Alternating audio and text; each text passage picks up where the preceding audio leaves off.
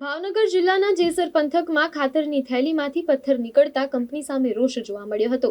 જેસર તાલુકાના જૂના સનાડા ગામના ખેડૂતે ખાતરની થેલી ખરીદી હતી। આ ખાતરની થેલીમાંથી પથ્થર નીકળ્યા હતા। ભાવનગર જિલ્લાના જેસર પંથકમાં ખાતરની થેલીમાં પથ્થર નીકળતા કંપની સામે રોષ જોવા મળ્યો હતો। જેસર તાલુકાના જૂના સનાડા ગામના ખેડૂતે ખાતરની થેલી ખરીદી હતી, જેમાંથી પથ્થર નીકળ્યા હતા। ખેડૂતે ખરીદેલ ખાતરની થેલીમાંથી પથ્થર જેવો પદાર્થ નીકળેલ, જેને 24 કલાક પાણીમાં રાખવા છતાં ન ઓગળ્યો। જૂના સનાડા ગામના ખેડૂત અરવિંદભાઈ વાઘેલાને ત્રિશુલ કંપનીના ખાતરમાં કડવો અનુભવ થયો હતો। ખાતરની જગ્યાએ પથ્થર ખાતરની થેલીમાંથી મળ્યું હતું। જો કે આની ફરિયાદ થતા ખાતરના સેમ્પલ લઈ લેબમાં મોકલાવેલ છે। ખેડૂતોને વેચાણ થતા ખાતરની ગુણવત્તા પર ગંભીર સવાલો ઉઠી રહ્યા છે। આપ જોઈ રહ્યા છો જેસર તાલુકાનું જૂનું સનાળા ગામ છે।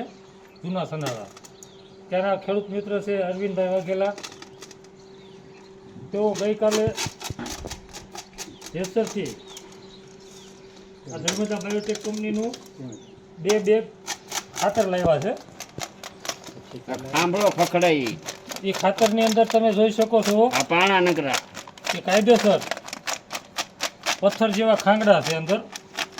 અરવિંદભાઈ દ્વારા ફરિયાદ કરવામાં આવી તો તેમના કંપનીના 2 કર્મચારી ભાઈઓ આવ્યા હતા અને એમની સાથે અમે પણ આવીને વાત કરી। તો એમનું કહેવાનું એવું હતું અમને કે તમે આ જોઈ લો બધું, અને આ જે અંદર એમને અંદર લખેલું છે કે ભાઈ કેટલા ટકા કઈ કઈ વસ્તુ છે, તમે એનાથી મતલબ રાખો, અંદર શું છે એની સામે તમે મતલબ રાખોમાં। તો અમે એમને પૂછ્યું કે આ શું, તો બીજું અંદર છે એ શું, તો એમને એવું કીધું કે રો મટીરિયલ છે।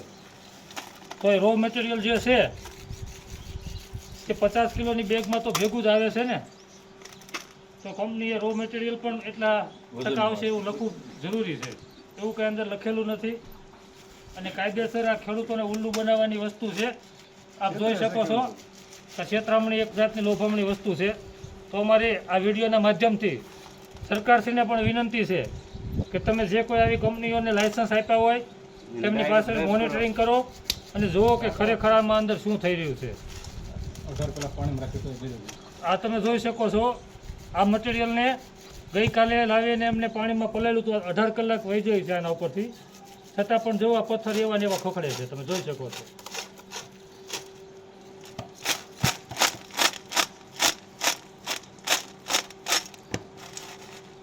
તો સરકારશ્રીને તેમાં સરકારના પ્રતિનિધિ કર્મચારીઓને પણ વિનંતી છે, અમને લેબમાં પણ મોકલવાના છીએ કે આમ ખરેખર અમની સાચી રીતે લેબ થાય, દૂધનું દૂધ અને પાણીનું પાણી થાય અને ખેડૂતોને ન્યાય મળે।